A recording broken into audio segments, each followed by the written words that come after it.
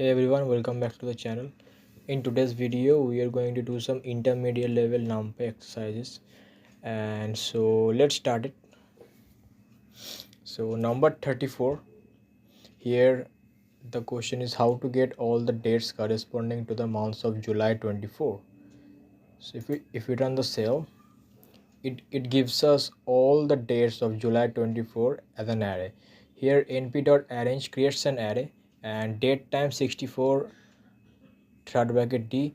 It is used to specify daily intervals between 24/7 and 24/8. And this produces each day in July 24, which is super useful for days based indexing or let's say time series analysis. Our 35th number question is how to compute this particular function. So if we run this cell, okay, we got our answer as an array. Here we are performing mathematical operations in place, meaning no additional memory allocation. Okay, so here np.add ab out p adds a and b and stores the result b. Similarly, each operation modifies a directly without creating a new array. In place operations are crucial when handling large datasets where memory optimization is the key.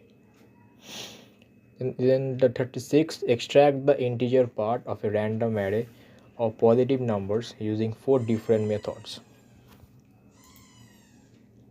Okay, this exercise demonstrates there's 5 ways to extract integer part of the number. Number 1, z minus z modulo 1 and z divided 1. It's used modular arithmetic and integer divisions. Then np.floor rounds down and hash type int converts the float to an integer type, and our np.trunc function truncates the decimals. Okay, now we have to create an 5 into 5 matrix with row values ranging from 0 to 4. Okay, so here here np.zeros 5 comma 5, this creates our 5 into 5 matrix of zeros. Then z plus is equals to np.arrange 5, it adds each row in sequence from 0 to 4, and the alternative method used is this np.tile np.arrange 05 comma 51 across all rows. Both methods are useful for generating structure matrices for testing demos. 38, consider a generator function that generates 10 integers and use it to build an array.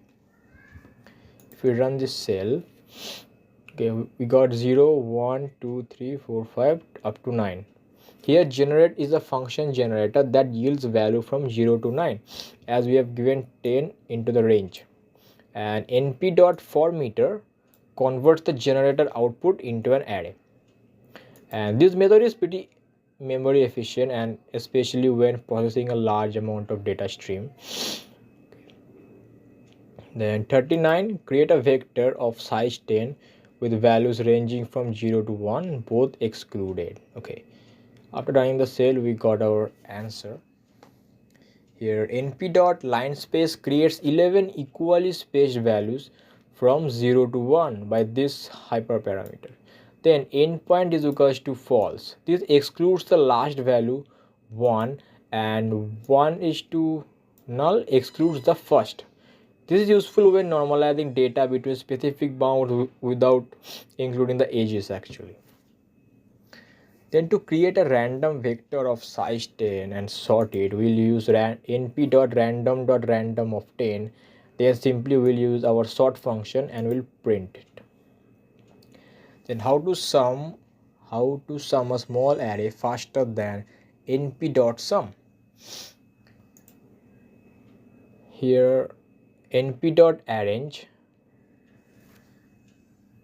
here np.add.reduce function performs element-wise summing directly without extra memory allocation, and it is actually faster than np.sum function because for small arrays, as it avoids extra overhead. Then 42, consider two random array a and b, check if they are equal.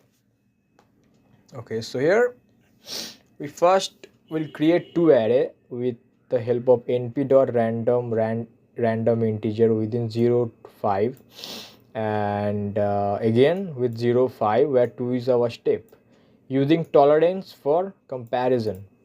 Here np dot all close function checks for approximate equality, useful when dealing with float precision issues, etc. I'll first run it. Yeah, false.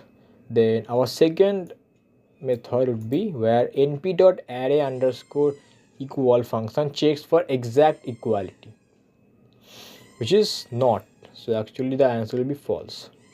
So wrap, these 10 exercises showcase how versatile and powerful and NumPy can be, and we have more intermediate exercises that I'll be doing in further videos. So don't forget to like and subscribe and hit the bell icon for more this kind of videos, and I'll be doing more practice very soon.